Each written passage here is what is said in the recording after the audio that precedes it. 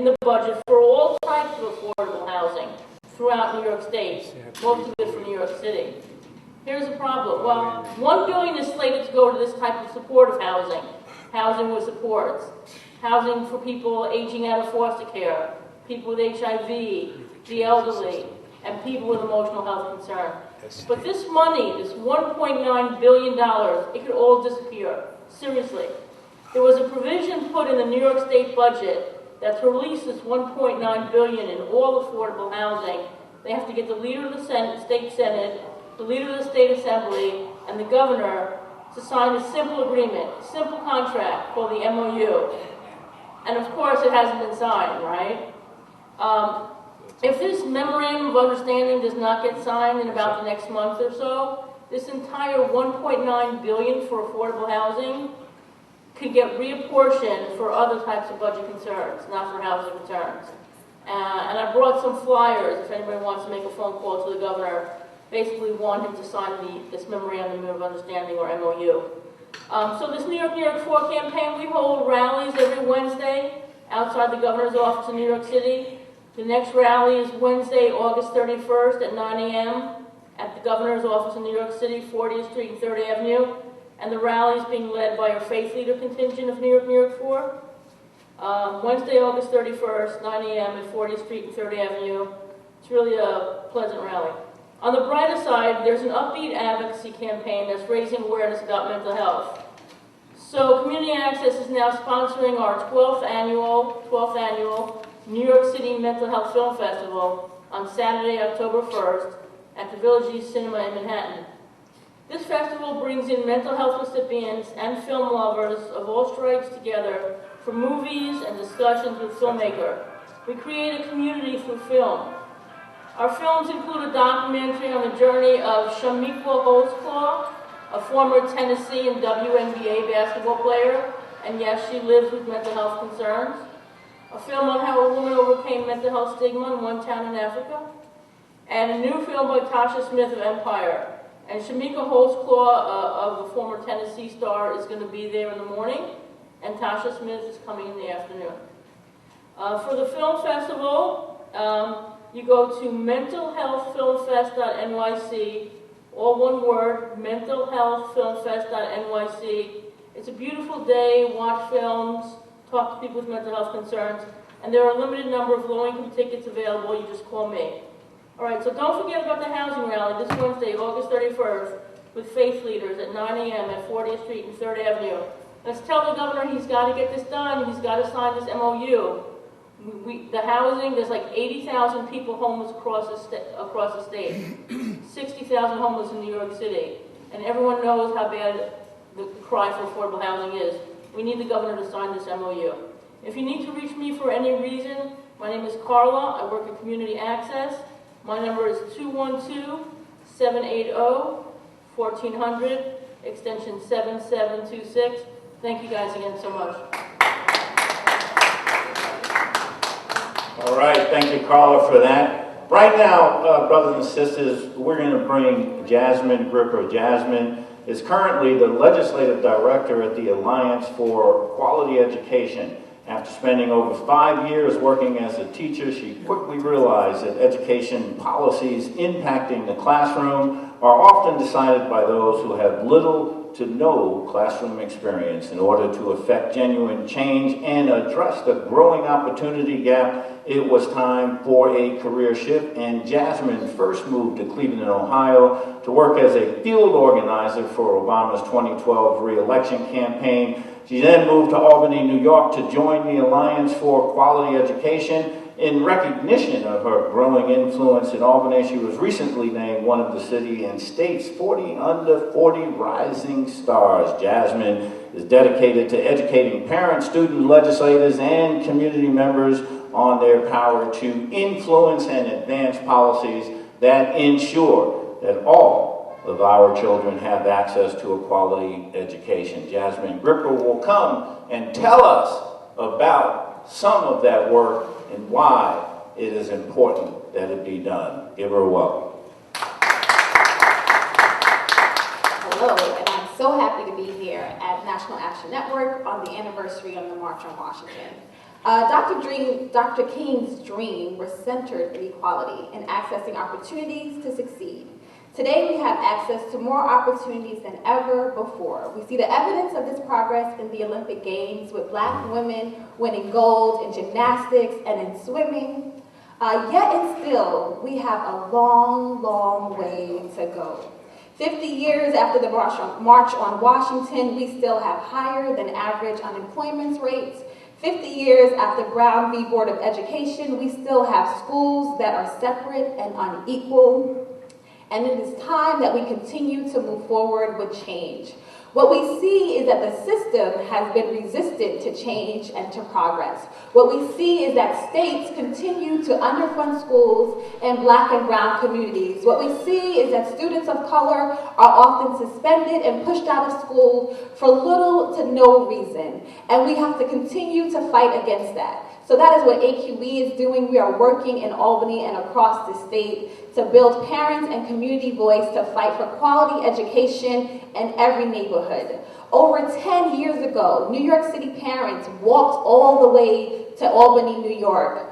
There was a lawsuit found where parents sued the state for not fully funding our public schools. After 13 years in the court system, the parents won. It was decided by the courts that the state was not meeting its constitutional obligation to fully fund our schools.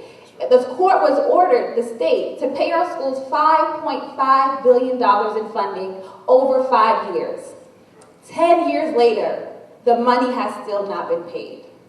10 years later, our schools are owed $3.8 billion statewide. $1.6 billion of that money is owed to New York City schools alone. What we see is students of color across New York State and across this country are being systemically denied of a quality education by shortchanging our public schools. So on the 10-year anniversary of this court decision, the Alliance for Quality Education, parents and community members are going to do another 10-day walk, 150 miles from New York City to Albany to say we are not letting this dream go. We are not letting this dream be denied, but it's time to fully fund our public schools, and you need to do it now. We had a recession hit the economy, and our state decided to balance its budget on the backs of students. They borrowed money from schools, they took it from the students that needed it, yet they continue to give tax breaks to the wealthy. Enough is enough. It is time we prioritize our schools.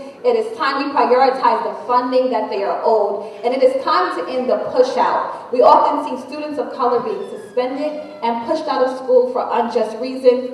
We've seen a student in first grade being suspended 19 times. The suspension and push out is just pushing kids out of the education system. You can't learn if you're not in the classroom. And that's why we're trying to change the code of conduct and the discipline codes across the state, not just in New York City. We see it in the suburbs. We see it in the rural districts. We see it all across the state, the racial disparities that exist in our public education and students and school discipline. And that is what we're working for in Albany. We have a bill with the state assembly education chair sponsoring to change the code of conduct for New York State. And so we're working hard in Albany to show New York State that it's time to fully fund our schools. It's time to prioritize children and children of color and children in poor communities. And enough is enough. It's time to get our education back on track. Thank you. All right, once again and right now, and our technical difficulties have been solved. It is our musical director, Bhavan Neal. Sometimes in our lives, we all have pain, we all have sorrow, but if we are wise, we know that there's always tomorrow. We don't need when you're not strong, and I'll be your friend. I'll help you carry on.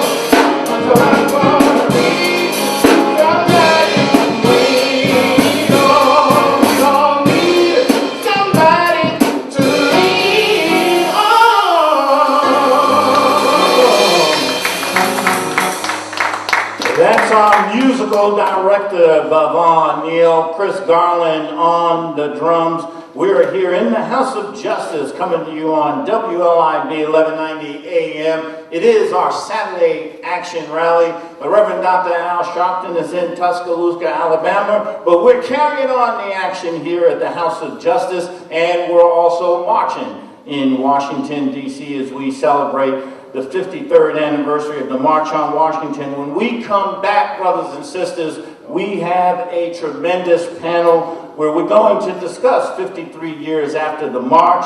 How far have we come? Where do we go from here? Dr. Aubrey Hendricks, Reverend Dr. Steffi Bartley, Reverend Dr. Lisa Jenkins, and Reverend Dr. John Scott will be here to join with us. We want to tell you that, and we're going to take our break. When we come back, it'll be us and the panel. You stay right there. We'll be right back. Good morning, House of Justice. For today's announcements, the National Action Network Political Action Committee monthly meeting will be held here at the House of Justice on the fourth Saturday of the month, because we will be boarding buses to the District of Columbia. The deadline to register to vote in the statewide primary election to be held on Tuesday, September 13, 2016, was Friday, August 19. Thank you for all of those who had registered to vote last weekend at the Halloween on West 135th Street. August is Child Support Awareness Month. The National Action Network New York City Chapter's Political Action Committee join our monthly meetings at the House of Justice at 106 West 145th Street in the village of Harlem. They meet every fourth Saturday of the month from Saturdays 11 to 12 noon. On behalf of NAN, we offer our condolences to Odessa Sims, age 62, who was shot and killed last Saturday around the corner at 144th Street. We also stand with the family and friends of Gideon Messiah, who transitioned recently, George Curry. On tomorrow, August 28th, 2016, the Political Action Committee will be having voter registration. No, that is not correct. Let's move on to the Young Adult Literacy Program. Boost literacy and math skills to enroll in high school equivalency preparation program.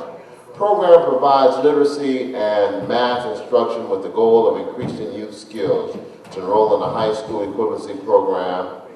Participants in YALP receive counseling and work together to set goals, discuss problems, and other topics. Students will, with strong attendance, can participate in a paid service learning project. To be eligible for YALP, applicants must read between the 4th and 8th grade levels as measured through the TABE test. There's also the Youth Education and Job Training Program. Learn job skills and take classes to earn your GED. That's your high school equivalency diploma. Get the education and skills you need to gain employment and thrive in your career. Participants take classes in business, English, business math, keyboarding, office procedures, computer training, public speaking and communication, and World of Work pre-TASC and TASC classes. Opportunities for tomorrow: building careers through confidence, discipline, and professionalism. This is also a program that is similarly offered. Ladies and gentlemen, with our remaining minutes, I just want to tell you that we had a wonderful time up in Co-op City celebrating Marcus Garvey's. And it was just a grand occasion. We had a brother named Dupree, who went over the history of Marcus Garvey, one of the greatest organizers ever on our planet. Many of the principles that he espoused back then, in the earlier part of the century, are being espoused right here in National Action Network, that of economic justice and social justice. He organized almost 11 million black people under one banner. He was able to have his own stock. He owned ships. And as you know, he's greatly renowned for his effort for Pan-Africanism. There was a wonderful celebration. About 75 people attended there in Co-op City on Dreiser Loop. It was held by the African American Association. Thank you. All right. We're going to be coming back to you very, very shortly. So stay right there because we're getting ready to come to you live. Panelists can all come to the stage.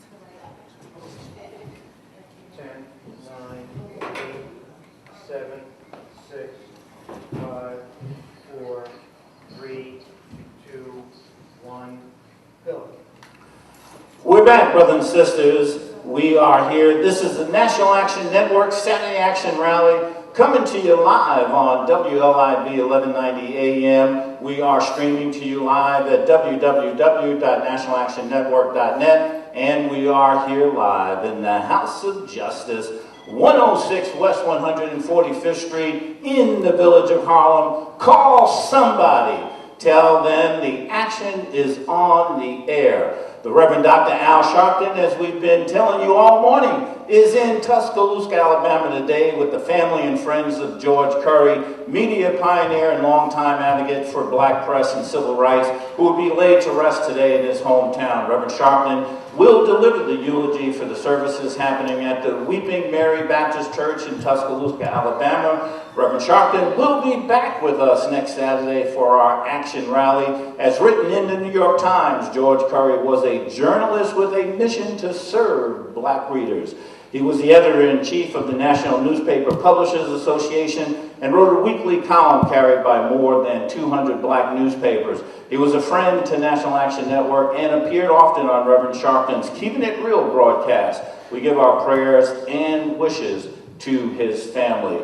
Disarm hate and rally for gun reform. It's not too late to join hundreds who will be gathering in the nation's capital as we call attention to the rising incidence of gun violence and pledge to fight bigotry across this country. As the nation commemorates the 53rd anniversary of Dr. Martin Luther King Jr.'s historic 1963 March on Washington, National Action Network is joining with a coalition of organizers and people of good conscience to rally outside the Washington, D.C. lobbying headquarters of the National Rifle Association on Capitol Hill. The rally will also kick off a 72 days of direct action, which will run from Sunday, August 28th through Monday, November 7th, which, as you know, is the day before the national elections where we will be electing a new president. Those actions will include marching, rallying, letter writing, phone banking, town hall meetings,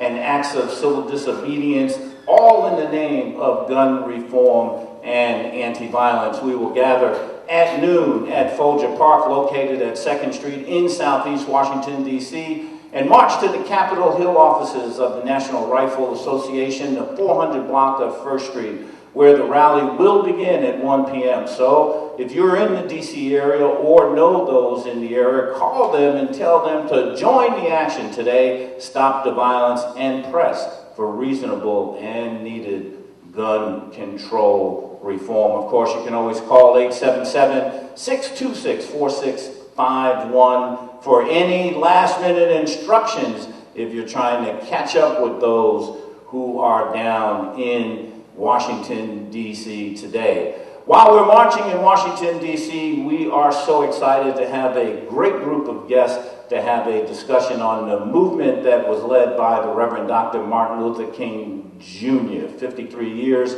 after the March on Washington, we have much to measure regarding the continuing struggle for a more perfect union? Has the King dream been advanced? How far have we come? And where are we doing the things we need to do to realize King's dream? To quote Dr. King, to make justice a reality for all of God's children. Our panel today will be Dr. Aubrey Hendricks, visiting scholar, Columbia University of Department of Religion and Professor Emeritus at New York Theological Seminary. Dr. Hendricks has been called one of the most provocative and innovative commentators on the intersection of religion, politics, and social policy in America today, a widely sought-after lecturer and media spokesperson. Essential reading for Americans is what the Washington Post called Dr. Hendricks' most recent book, The Politics of Jesus, Rediscovering the True Revolutionary Nature of Jesus' Teachings and How They've Been Corrupted. The Reverend Dr. Steffi Bartley, Senior Pastor, New Hope Memorial Baptist Church in Elizabeth, New Jersey, chair of the New Jersey State Chapters and a board member of National Action Network. He's the chaplain of the City of Newark's New Jersey Police Department, led the diversification efforts of the New Jersey State Troopers Department, and is the project coordinator of the newly created National Action Network's Tech Academy, which will be powered by Panasonic. Reverend Dr. John L. Scott is senior pastor of St. John's Baptist Church here in the village of Harlem. He is a board member of National Action Network. He was the executive director of New York's SCLC Operation Breadbasket, and he was one of Reverend Sharpton's mentors when he was a young teenager growing up and learning civil rights.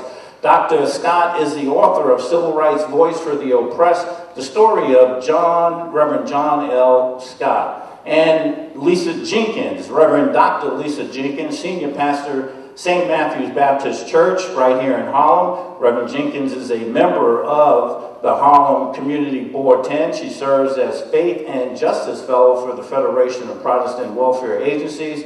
She has taught at New York Theological Seminary and most recently has served as adjunct lecturer of cultural diversity at New York College. And we're also going to be joined by Jasmine Gripper, who you heard during the broadcast this morning. She is legislative director at the Alliance for Quality Education. Welcome, all of you. Thank you for being with us this morning. We really appreciate it. And I can't tell you just how excited I am, because I think we're going to have a great discussion because it's just, I mean, if you really look at where we are in our history right now, in terms of where this nation is right now, I personally couldn't think of someone that's more relevant to what we need to do and learn than the movement that the Reverend Dr. Martin Luther King led, and that we in many ways try to continue. So I'm excited about having this discussion this morning. But before we actually jump into that, we are in Washington today, as you've heard us say throughout the broadcast this morning. This morning, they're dealing with the issues of violence. We've seen so much of the violence across the nation over the last several months. Whether that is what has happened, in schools, movie theaters, nightclubs across America, the recent violence against police officers in New York, Dallas, Louisiana, and other locations, and of course, the continuing fatal shootings of primarily unarmed black men across the nation. There are an average of 33,000 gun deaths in the United States each year, and Congress, of course, has failed to act.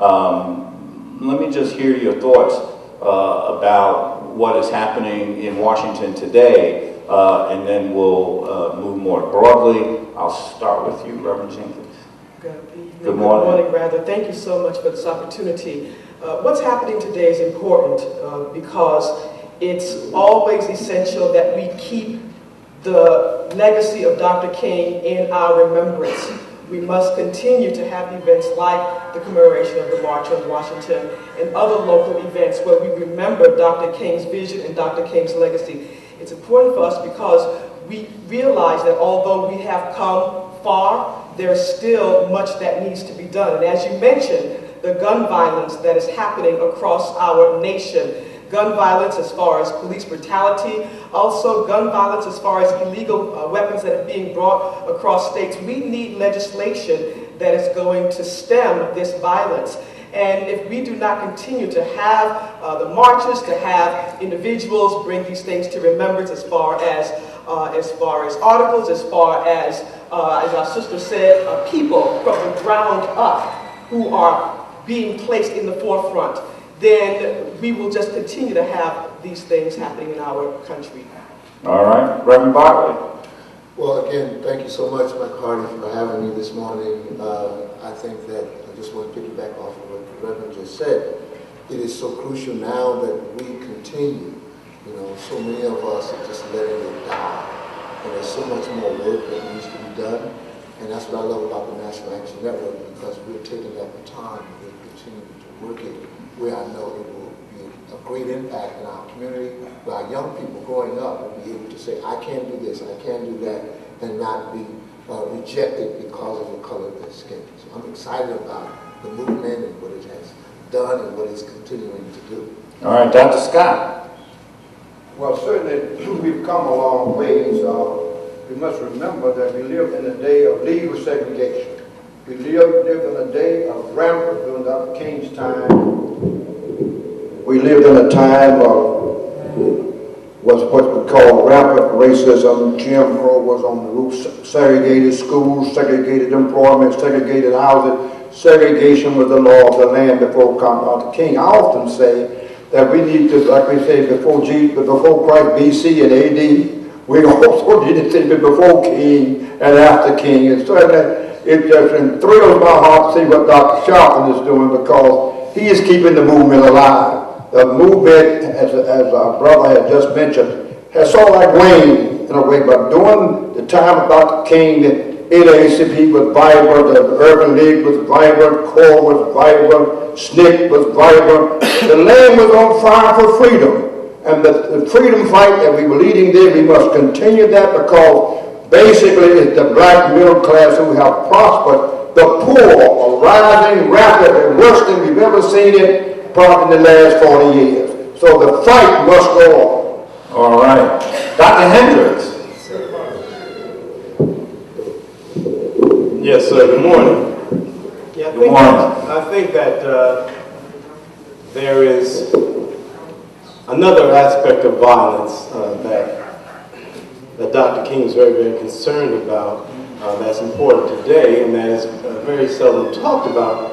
Well, not talked about enough in our movement, and that is economic violence. Amen. That is, Dr. King was very, very concerned about the depredations of capitalism, where that it turned folk against each other, impoverished folk, the way that it made competition and greed the watchword rather than cooperation and love. And his concern for racial inequality actually was a subset of his concern for a much larger, a much more holistic view of a society with economic democracy, meaning that workers had a say-so in the conditions in which they spent most of their lives, and economic democracy as far as corporations having to answer to the common good of society rather than vice versa. So it's very important for us to remember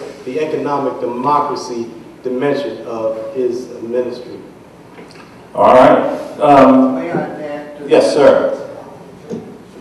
We forget that the last major fight for Dr. King centered on what Bernie Sanders talked about, income inequality.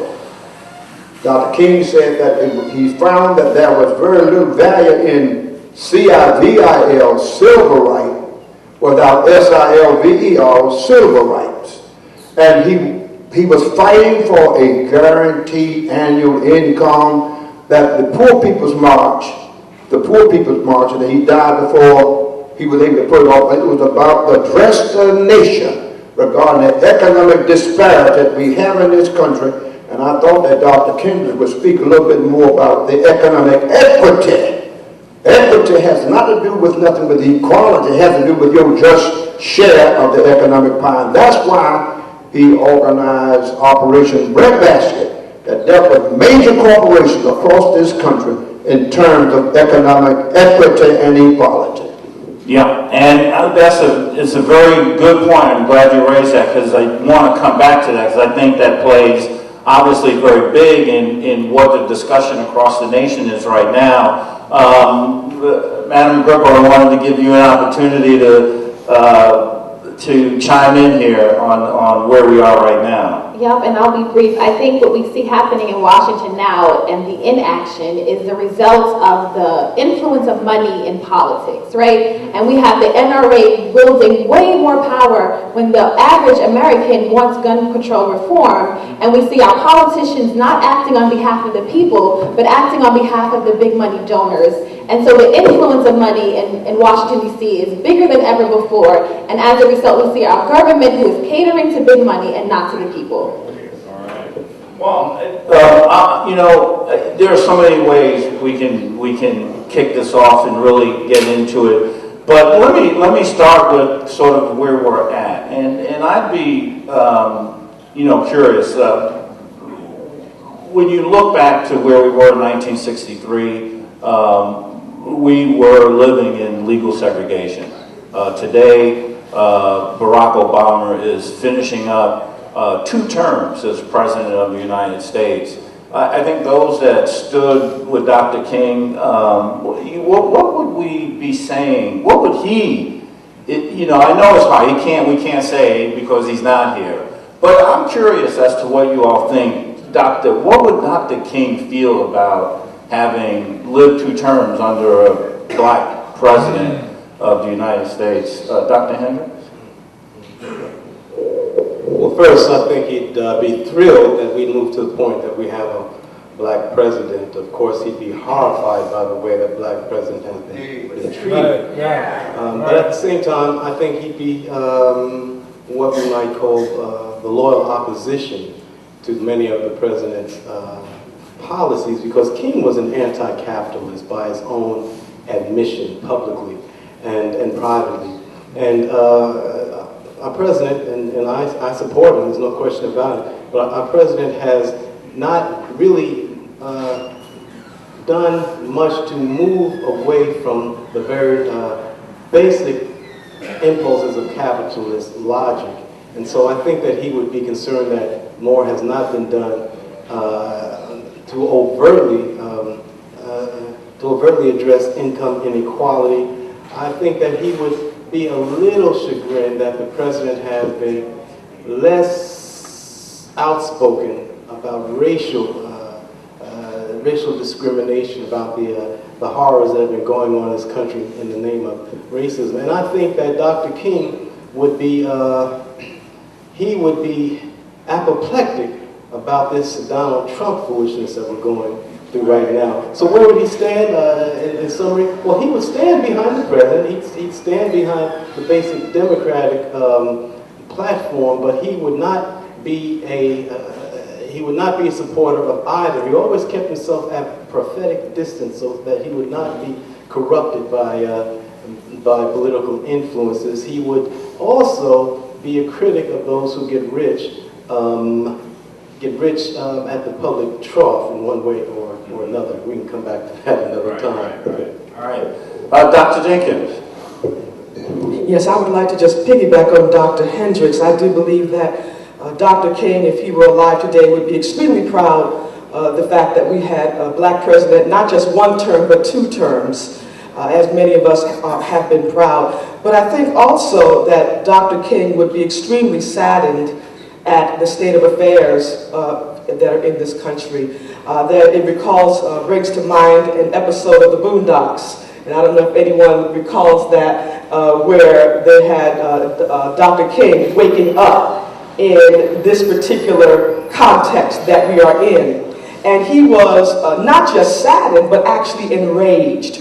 And so I think that while he would be proud of what is happening as far as our president, he would be enraged that although he worked so hard, so little has been done. And I think that, as the young people say, we need to stay woke.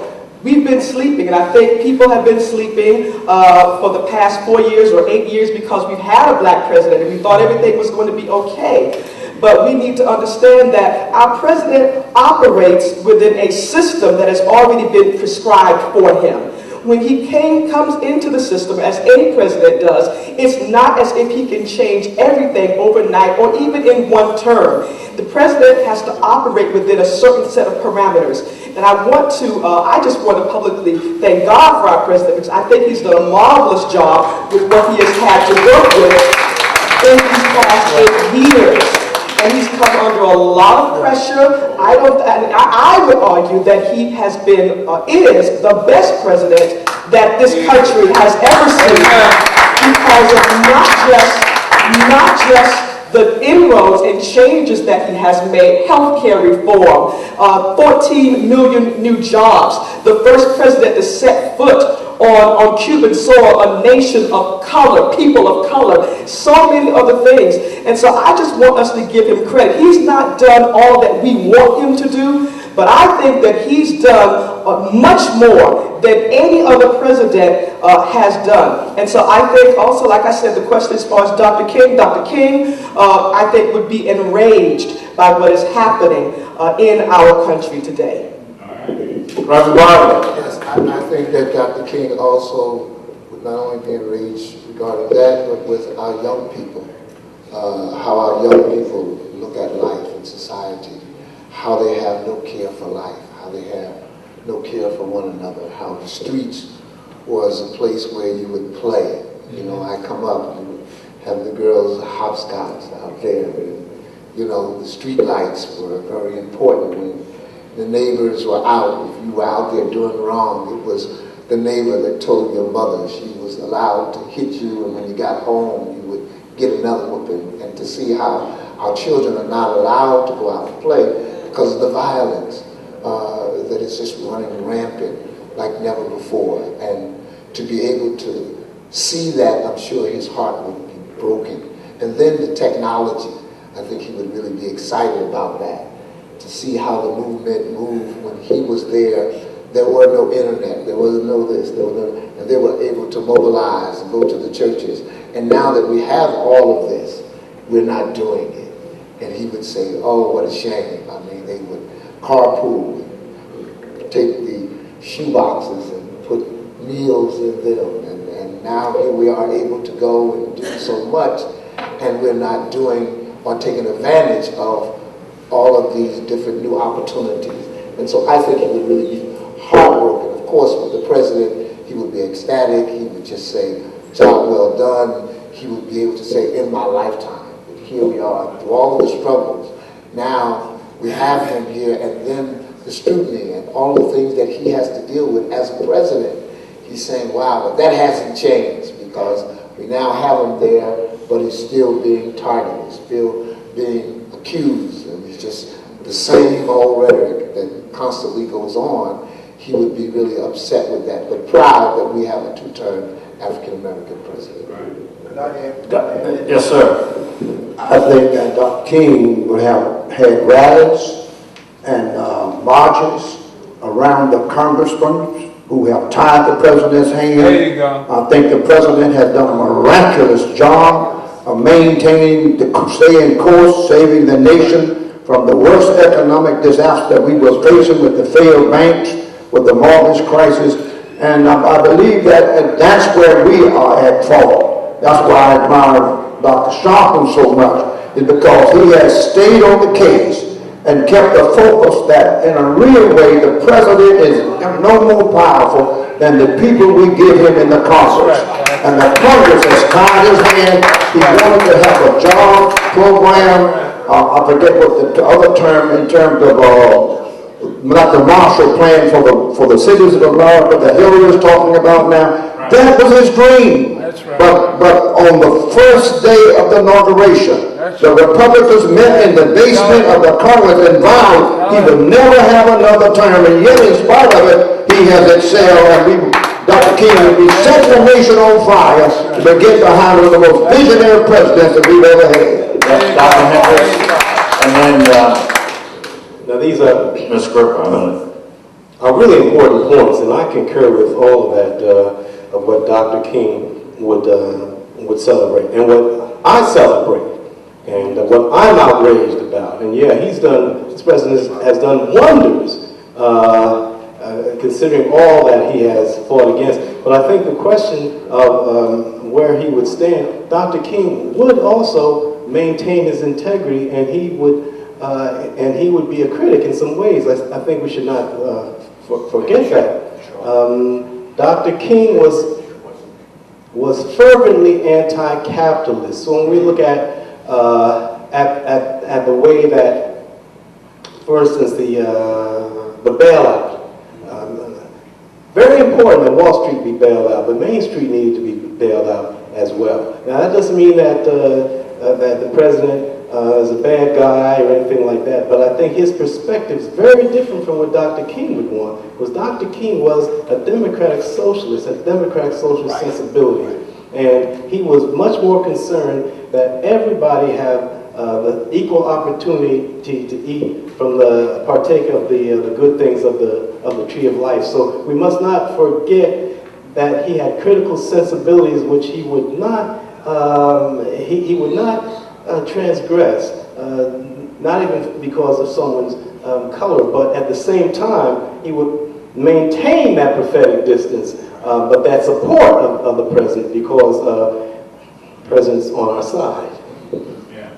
And I'll just add to that. I think when you think about the role of advocate and politician, it is the role of the advocates to be on the outside and push for the ideal, to push for as best as possible, to keep the dream alive of that we want things to be as good as they can possibly get. And then it's up to those in the office that hold the office of the politicians to then to somehow reach some sort of agreement. And we never get all that we want, but we get something. And so I think we would have the same situation that we always have, which is you have advocates on the outside. Dr. King would be that advocate pushing hard, and you have those on the inside doing something, but never enough, because we could always use more.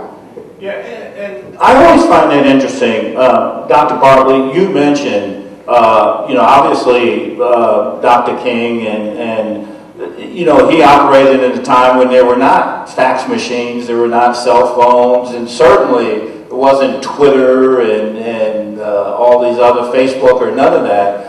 And they got a lot done. And I think as Dr. Hendricks, as you often write, Dr. King, even in his speeches, when he talked about, the fierce urgency of now, he believed that. I mean, it would seem to me that, going to your comment, and we can now come back to this issue, the whole issue of the wage inequality, the divide between the 1% and the 99% would be something that Dr. King would be on the mountaintop screaming and making sure that people were organizing around that issue. Reverend Bartley? And I think that's so important that we really understand that now, that we really can say, these are the issues that we need to be discussing. These are the issues that we need to stand up on the mountaintop and saying, hey, no justice, no peace.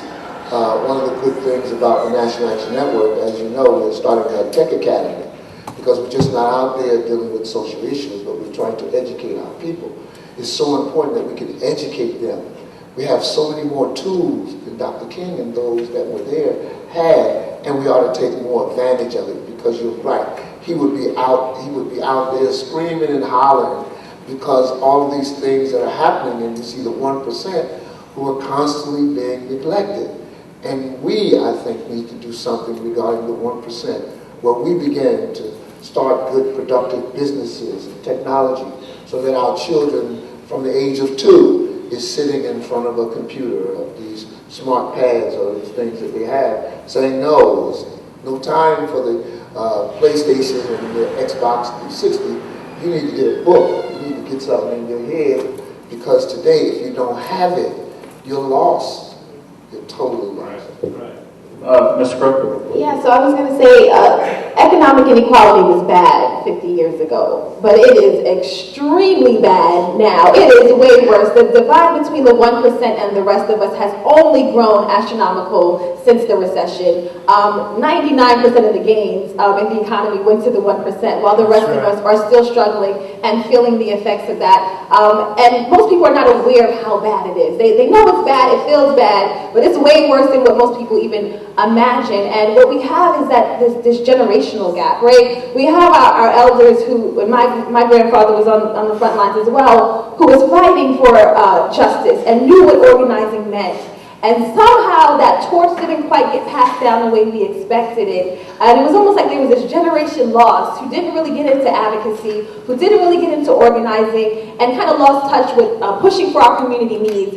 And now we have this resurgence of the Black Lives Matter movement. And we have young people hitting the streets like never before. And it's refreshing to see that the community is now standing together and saying, we demand justice for our communities. We demand action now. And they are putting together a plan. And I'm excited about the Black Lives Matter movement. I am excited that they're not going away, that they're not stopping, but that they're organizing, they're learning from their elders, and we're pushing forward. Right. Dr. Hendricks, I mean, in some, going off of that, in some respects, right? I mean, Dr. King was totally committed to the eradication of poverty in this nation. It was really at the core of what he believed in, and you've written about this in terms of what was happening right at the time he was organizing the Poor People's March. I mean, he would really be outraged today at in some respects, it goes to the issue of citizenship, which is what they were talking about in the march. Yeah. And the meaning of democracy. But Dr. King was outraged. Dr. King was outraged by income inequality. We have evidence of it as early as his 20s in a letter he wrote to Coretta Scott, became Coretta Scott King. But even more than that, in a 1956 sermon, Paul's letter to American Christians, he talks about the 0.1% way back then, 50 years before Occupy Wall Street, which says that this was so central to his ministry and his activism, that this is something that needs to, if we're going to really honor him, it has to be central to our concerns.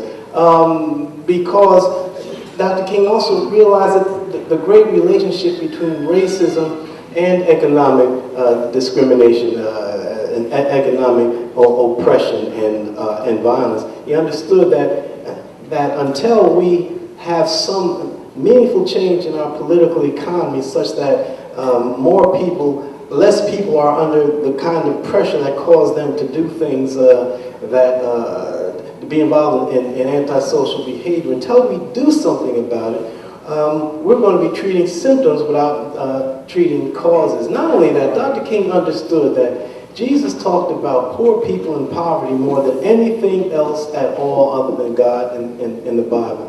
And this should be a watchword for us. Lastly, speaking of a generation lost, well, a lot of that has to do with preachers who have really not taken up Dr. King's mantle. I mean, give an example with the Poor People's Campaign, which would have changed this country immensely if it had been pulled off. He called meetings trying to get ministers together to support the Poor People's Campaign. In one meeting he called in Virginia, he invited 103 pastors. And you know how many pastors showed up for that meeting to talk about economic inequality? 0. And we're still seeing that kind of apathy, that kind of lack of consciousness about what, in some cases, maybe even lack of caring about what the major issues are. So if we're going to honor Dr. King, we have to keep these things in mind and keep them in the forefront and put some pressure on those that Dr. King expected to be his compatriots, and that are others in the ministry. Dr. Jenkins? Thank you so much. I want to just tie in what was being said a short while ago, first regarding the Black Lives Movement and also technology, because we live in a different context right now. And we have to understand, I did a presentation yesterday as a Jeremiah Wright scholar entitled Feats to Tweets, where a while ago we were marching around. We were using our feet to bring in, and we still are marching. But now we have tweets. There is always a way to bring to the consciousness of people what is happening and what must be done.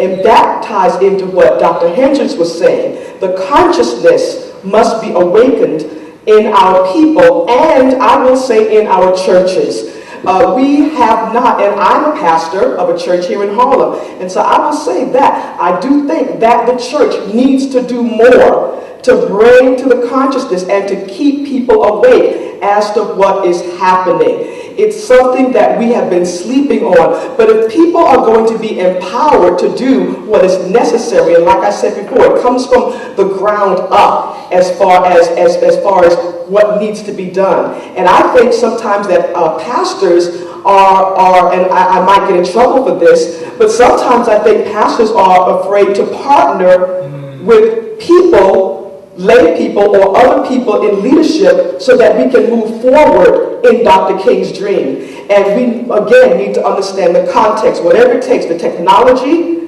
whether it's marching, whether it is bringing to the forefront through media or whatever type of media, it needs to be done. But it's going to take the church partnering with secular organizations and organizations that might not adhere to what we think they should adhere to, but that have a common agenda for people who are poor, marginalized, and disenfranchised. Because when it comes to the end of the day, everybody's going to need bread to eat and water to drink.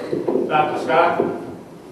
I don't know what causes so many of our pastors to fear. Fear is still very prevalent even with Al leading the movement as he is. How many pastors do we have on a large scale, on a grand scale? Somehow or another we suffer with the boogeyman concept in our minds. And that's why I was in North Carolina when Dr. King called that meeting in Virginia, and the reason why they did not, en masse, join the freedom rallies. The freedom rallies were prayer rallies. The masses were not there because they have the fear of imagined consequences. And so, like Roosevelt says, we have nothing to fear, but fear itself. So where in the world did this boogeyman idea come from in our mind? But it's still there. And certainly, I wanted to say concerning democratic socialism. I'm a democratic socialist. It's no longer a bad word in America. No, all right? No. But I thought you were going to mention Dr. King fought for a guaranteed quote, guaranteed annual income. Using the words of the prophet that says, when he said that every valley be exalted, he was talking about economic inequality. And that every hill and molehill be made plain and the crooked road straight. He was talking about the economic inequality of that day that Dr. King was addressing, that is still the cause for the violence in our nation, in our streets, because it was the drug lords across the waters that drugged our streets and our young people and the cause of much of the violence that we saw emerge during that drug war. And I led a fight here on the west side against crime, drugs, and violence, because we had over 55 major drug lords that were dominating Manhattan. And I decided I was not going down for nothing. If I died, I was going to die with the cross, with the battle in my hand. All right, I want to stay on that point. We just got to take a quick break. We'll continue this conversation when we come back from the break, because it's about to get hotter than it's already been. We'll be right back. All right. All right. I want to thank all of you that are with us this morning. Really appreciate it, particularly since we had so many that were going down to Washington on the march today.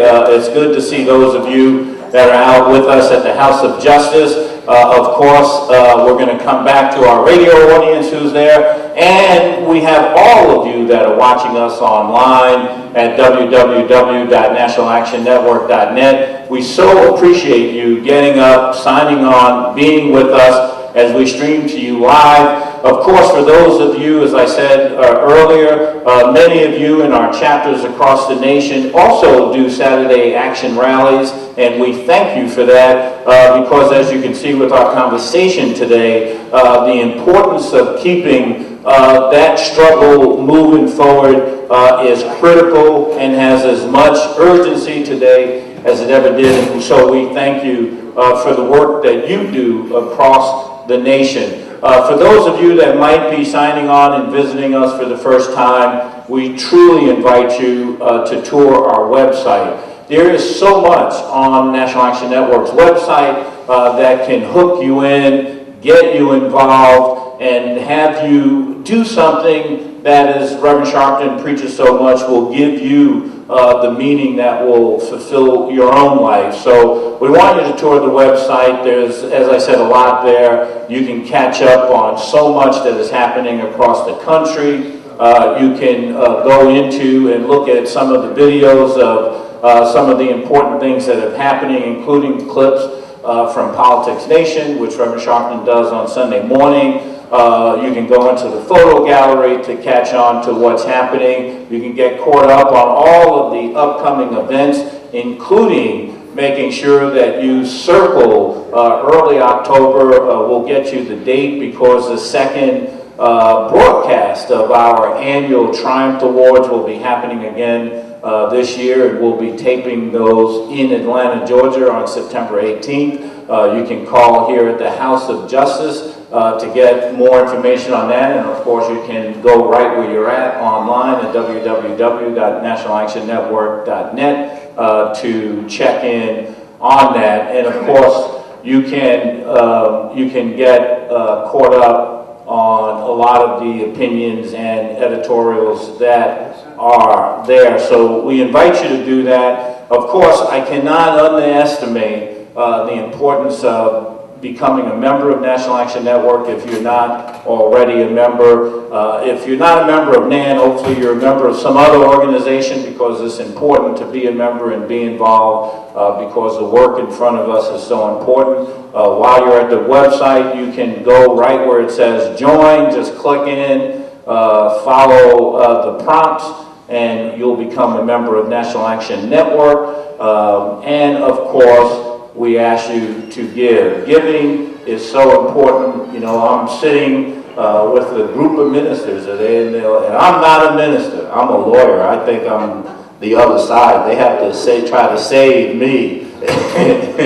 But you know, as you know in the Bible, and of course, as Jesus preached, you know, even if you have a little bit, if you give a little bit of that, then you're one of the greatest givers there can be. And so we appreciate all that you can do, and we thank you. And of course, if you happen to be watching and you're in the Washington, D.C. area, go on out to the Capitol. They're going to be at First Street, 400 block of First Street Southeast. That's where the offices of the NRA is at. And you can go and join and be a part of the march, the 53rd anniversary of the March on Washington that is happening today. Our Northeast Regional Director, Minister Kirsten John Ford, is heading that effort up. So, of course, if you have any questions, you can always call National Action Network, and you can call toll-free 877-626-4651, or if you're in New York, you can call 212-690-3070. Are you doing 4.5 now? Okay, then the other 4.5 would make it 55. Go. All right, we're back, brothers and sisters. We're here. We're live. We're in the House of Justice, 106 West 145th Street, coming to you on WLIB 1190 AM in New York. We're streaming to you live at www.nationalactionnetwork.net. We are here with our panel, Dr. Aubrey Hendricks. We are here with Reverend Seffi Bartley, Jasmine Gripper, Reverend Dr. Lisa Jenkins, and the Reverend Dr. John Scott. Just as we were going out, Dr. Scott, I want to pick up on this point. It was also in a conversation that I had briefly with you, Dr. Hendricks, of a conversation that you were having with Reverend Sharpton. Dr. King was not a chump. I mean, he was courageous. This goes to your point. And in one of, I mean, he really focused on it when he was addressing where do we go from here. But he was saying that, you know, and of course there's so many quotes in some of his speeches about standing straight. I mean, everything about being courageous and ready to stand up for. Again, the fierce urgency then and now. Dr. Hendricks? Yeah, and that's something that's often lost, and that is how deeply courageous Martin Luther King was. There's something that is not widely known, but he was, early in his career, he was arrested in Atlanta. And in the middle of the night, guards came in and purloined him, put him in a squad car, and started driving out into the country. And Dr. King just knew that he was going to be lynched. And can imagine sitting in the back of a car for a half hour, 45 minutes, waiting to be lynched. And as it turned out, they were just moving him to a different prison to make it more difficult for him to be reached. But since that time, he had a very, very a traumatic, almost a pathological fear of being jailed. Nonetheless, he was so dedicated and so courageous that when it was necessary, he would put his body on the line and go into the lion's mouth where he was deathly afraid to go into. Wouldn't show any fear, not knowing what was going to happen to him. And what that must tell us these days is that there really must be a self-sacrificial attitude in our struggle. That doesn't mean everyone has to put their life on the line. That's not everyone's role. But there has to be, one has to be looking to give something up. And when Dr. King won the Nobel Prize, he donated it to the movement. We're seeing just the opposite. Ministers are getting rich. They driving Rolls Royces and living and have an income many times more than their flocks. Now, everyone has a right to live well, but Not all of them, though. no, I said some of them. Of course, not all of them. Not you. That's stereotypical. Well, we know that, not all of them. But I'm saying too many of them, and it's become a model that many of these young ministers are trying to follow these days. They all want to have big titles. They want to get rich. Dr. King gave us a different model. And that's another thing we have to think about if we are going to really honor him, that there must be courageous action. One must be willing to sacrifice something, to give up something, even if it's just to give up a portion of one's income to help the movement. Before Dr. Scott, Dr. Jenkins? Yeah, I think that we have to make it fashionable, for lack of a better word. I know you don't like, we might not like that word, but we have to make it fashionable to be aware and sacrificial. Okay, normative, in the words of Dr. Hendricks. I do think that it is a small number of ministers who are claiming the prosperity gospel and living, driving Rolls Royces and living in mansions. However, the spotlight has been on them to make the people believe that that's the way that people of God should live. And it is up to us, I can say, that the context that we live in, we must shine the spotlight on individuals who are on the ground, men and women of God, who are on the ground making things happen, who are operating in a spirit of sacrifice, because there are many people who are doing this but are not getting the type of airplay that they should. So my question is, those who are able to those who have the technology and the wherewithal and the means, Who are you shining your spotlight on? Are we just talking about the pastors and the preachers who are operating in this prosperity gospel, who are spouting this prosperity gospel? Or are you gravitating to pastors and preachers who are really operating in a spirit of sacrifice? Because what I see oftentimes is there are people who don't want to be associated with the ones who are on the ground doing the work. And so my challenge to the people is, who are you holding up? And for how long are you going to continue holding up individuals who are doing nothing but bringing our community down? Right. Dr. Parker? I want to say this, that I'm not going to attack other pastors. I think that God will be the one that holds them accountable. I'm not going to try to count anyone else's money. I can only talk about how courageous Dr. King was and how courageous we need to be, because when we talk about other pastors and getting them involved, they will never get involved. That's what the issue was with Dr. King. I mean, we could talk, and I think that at time we could use in a positive way where those of us that are trying to do something can just galvanize those that want to do. And if we get those that want to do, I think we can make a great impact. However a man lives, however a man drives, that's on him and God, and I think God will hold him accountable. But when we talk about being risk takers and courageous, Joshua was very courageous. All of the men of the Bible were very courageous, and we need to be more courageous in what we're doing if we're going to take on Dr. King. And I think we really need to limit our conversation regarding our other colleagues, because we could talk until Monday, and they're still not going to do anything. Yeah. I'm sorry. I just want to say one small thing, and you mentioned Joshua. And Dr. King, first of all, was a prophet, and so was Joshua, so was Moses. It is up to the preacher, the pastor, the minister, the clergy man or woman to operate in the prophetic. And when we're operating in the prophetic, that means that we are speaking truth to power, regardless of where that power is. Whether it is in the courthouse, whether it is in the White House, or whether it is in the church, the synagogue, or the temple. We are obligated, we are mandated, it is our responsibility to call out powers in these high places. And so it's not like we're going against another pastor. It's not like we're going against other clergy people. We are obligated and responsible for calling out individuals who are not doing what they've been called to do. Right. All right. Dr. Scott, real quick, and then I want to come back to Dr. Hendricks. Concerning the pastors, I presided over 150 churches in Manhattan, Bronx, and Westchester County, as well as the entire state. We do not have one mansion preacher.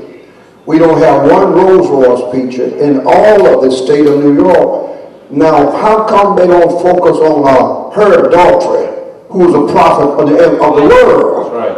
Al Taylor, who meets every Thursday morning. Or you might say Vernon Williams, whom we all know about, who is out there on the group. They do it because sensationalism sells. And something that Dr. Jenkins said, it seemed that what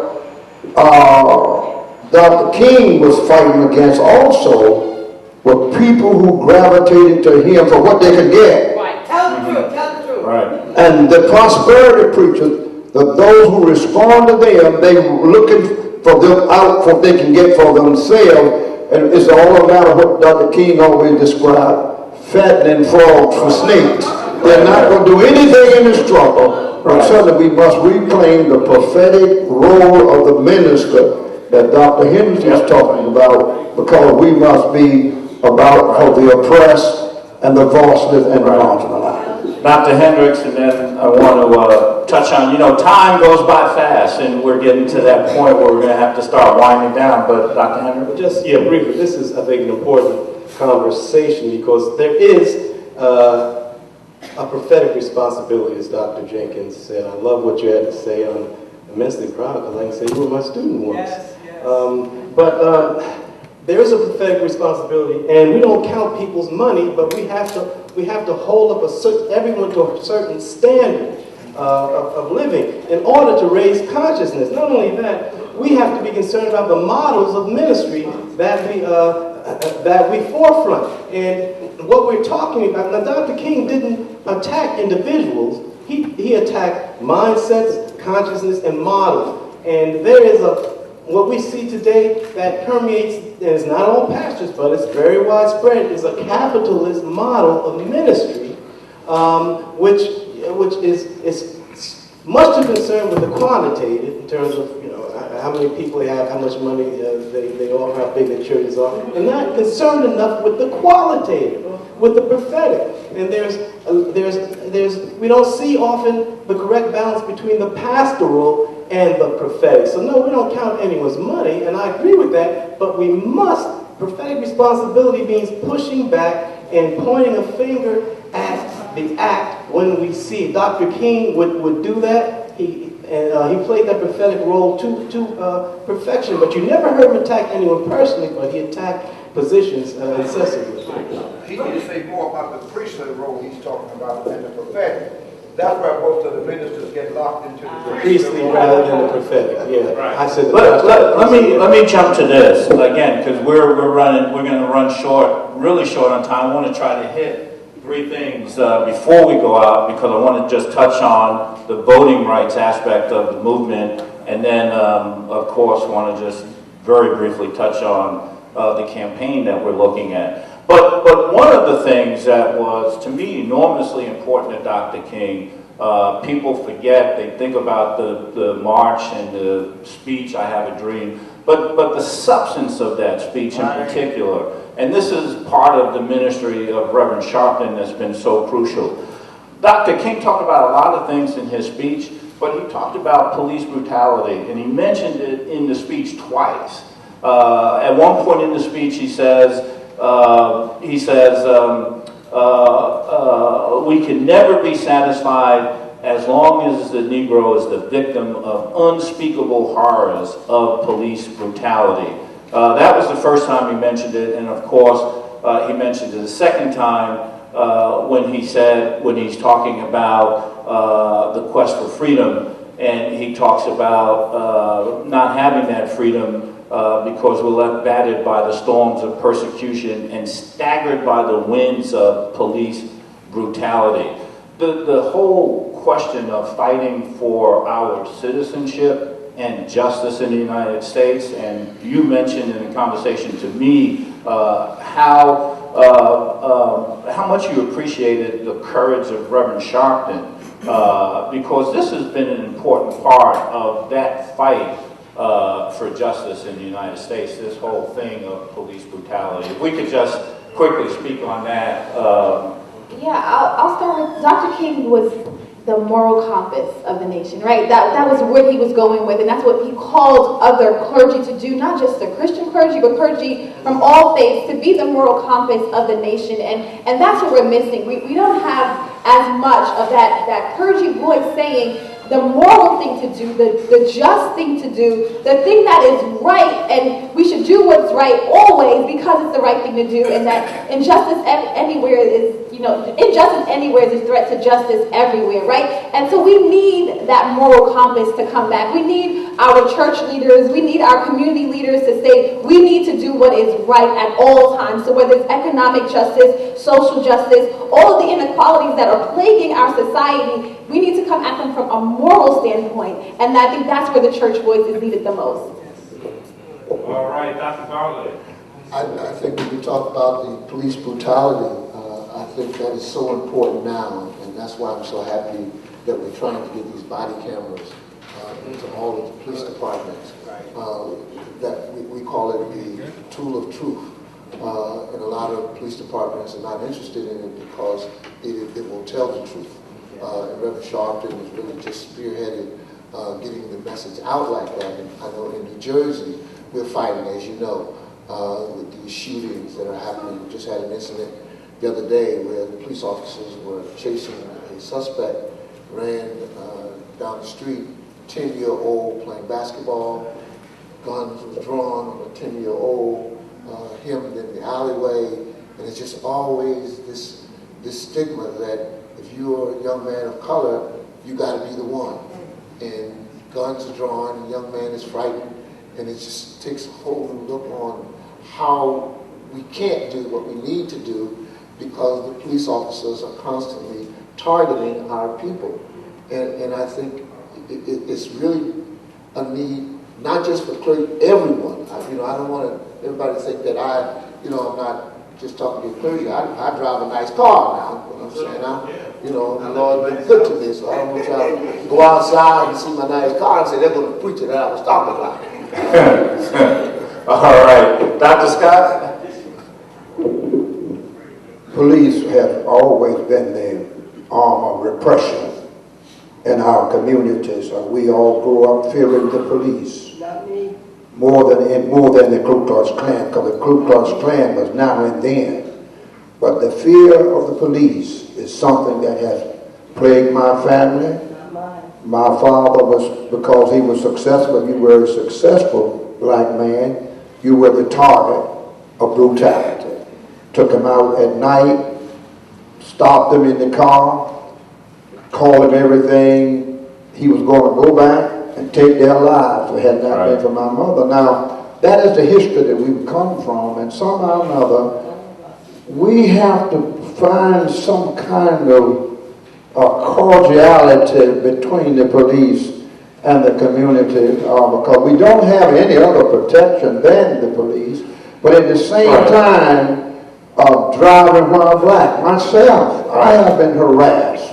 And how do we get rid of, maybe the theologians can tell us how we get rid of. Also, respect goes two ways, right? I mean, right. Everybody has to be on board, but again, more importantly, we have to continue to have the courage to stand up on this issue and not allow ourselves to be back down. My experience is a little bit different than Dr. Scott's, and I can say that I now live in the house I grew up in as a little girl, and the relationship between the community and the police has changed dramatically over the years.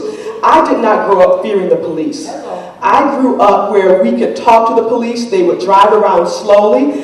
We would wave at them. They would wave back at us. If there was something that needed to be done, we could talk to them and get things done. Now, when I go out of my house, now that I've moved back into the same place that I grew up in, a police car drives by, I'm getting ready to show good faith. They're speeding by without any sort of connection to the neighborhood and the people who live in that neighborhood. We live in a changed time, and the police reflect that changed time. I believe that no matter what type of law is changed, you can have police wearing body cameras all they want. We've seen police wearing body cameras, but still brutality continues to occur. There's not going to be any sort of change unless we begin to have people's hearts change. And the only way people's hearts can be changed is if they can begin to understand and have training for the police officers, training across the country that is consistent, seminars, workshops, where the police can understand that the people that they're policing, the people that they are serving, I should say, that's the people that they are serving are not their enemies, but the people that they should be partnering with. There needs to be a mindset change in the racist system that the police department across this nation is operating in. Right. And unless that racist system is changed, and I'm not saying racist cops, I know some cops who are really great, who are really good cops, but unless the racist system that they're operating in is changed, we're not going to get anywhere, no matter what type of law you say is changed, and no matter what type of camera anyone is wearing. We got about a minute, Dr. Hendricks. Those are very important comments, and I do want to speak real briefly to this notion of citizenship. Dr. King was 110% believer in democracy because it reflected the belief that everybody is created in the image of God. But with regard to voting, I think he'd be very, very troubled today. I mean, some of my colleagues, whom I love very dearly, some of them are talking about don't vote in order to show the Democratic Party our strength, or don't vote because neither of the candidates meet our standard of political purity. And that stands against everything he risked his life for. So I think that he would be vociferously against that, and he would be horrified by all the rolling back that we have now, and that would be a major, major issue for him today. Yeah, and you transitioned, so I can do this real quick. It's very interesting. Back in 1964, it was Johnson Goldwater. Dr. King said, and I'm quoting, "The Republican Party geared its appeal and program to racism, reaction, and extremism. All people of goodwill viewed with alarm and concern the frenzied wedding of the Cow Palace of the KKK with the radical white right. The best man at the ceremony was a senator whose voting record, philosophy, and program was anathema to all the hard-won achievements of the past decade. Senator Goldwater had neither the concern nor the comprehension necessary to grapple with this problem of poverty in the fashion that the historic movement dictated." You could probably use those words today with someone called Dr. Donald Trump. No, let me certainly. So you got 30 seconds, Dr. Scott. A black reporter answered our question in yesterday's newspaper. What in the hell do we have to lose? The reporter said everything. He lists 20 things. I think it is the most profound answer. Reverend Sharpton said you can lose our minds. So, I don't want to cut you off, but we're out of time. Reverend Dr. Al Sharpton will be back next week with us. He's in Tuscaloosa.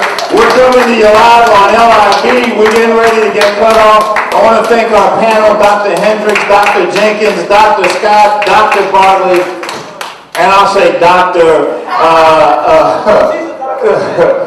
Jasmine also. All right. We really thank you. Want to thank our musical director, Devon Neal. Of course, Chris on the drums. You've been listening to the Saturday Action Rally. Reverend Dr. Al Sharpton is president and founder. We will see you and be back here next week. No justice, no peace. God bless Dr. Reverend Martin Luther King Jr. Thank you so much for being with us this morning. Again, we will be back for the action next Saturday at 9 a.m. Tune in, WLIB, 1190 a.m. Everybody!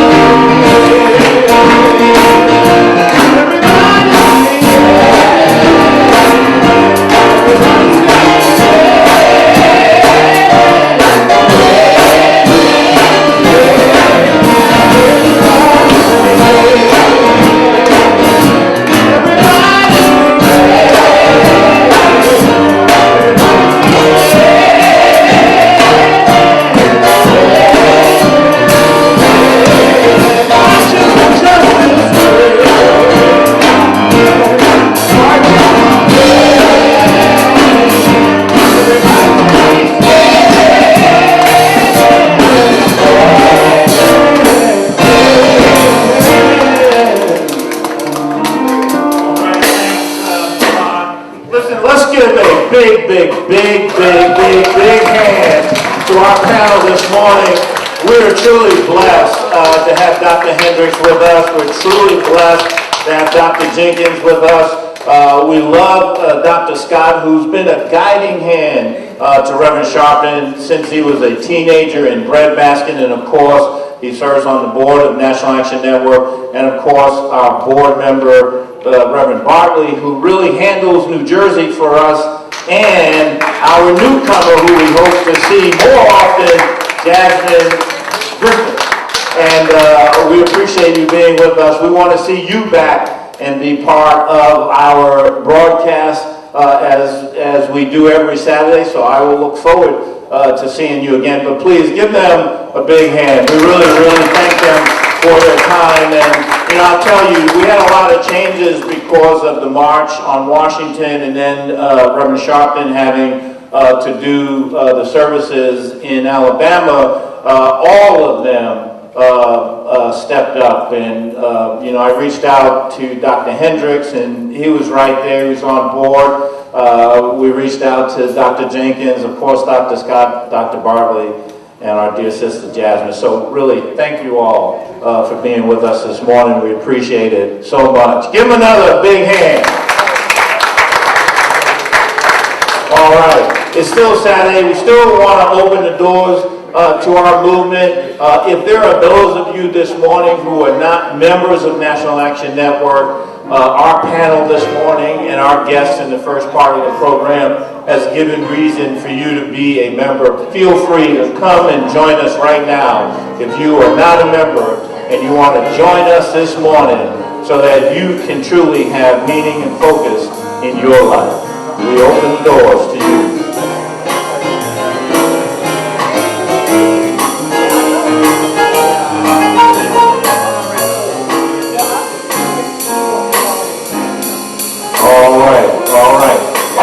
So brothers and sisters, I am going to do this quick because it is an off Saturday, so I'm not gonna play around. You all, as we were talking, you have the burden today of being in a smaller audience. So I'm not going to go through 100 to 150, whatever. I want you all to be honest with yourself. I want you to give. We want to thank our musical director and Chris for being with us this morning. We also want to thank Jim Weiner, our engineer, for being with us. It takes money to run this operation, so please, please, please, if you are capable of giving 100, please give it. Don't make me beg for it. If you can give 50, give it. Don't make me beg for it. If you got 20 and that's what you can do, give it. Don't make me beg for it. So I'm just going to have everybody come. Give what you can and give the most that you can this morning. So come on. Winston Gilchrist, Brother Grady, Sister Jenkins. Yes, sir. We want everybody to come. If you got 100, give 100. If you got 50, give the 50. If you got 20, give 20. Give what you can.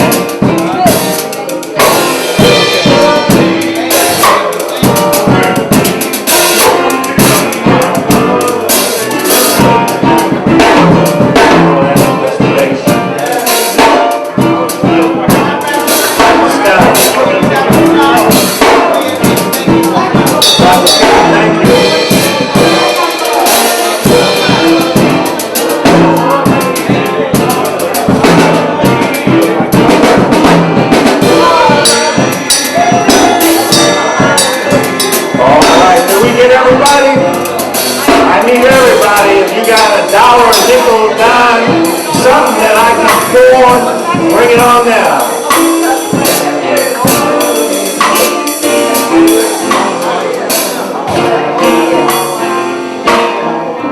All right. Thank you, brothers and sisters.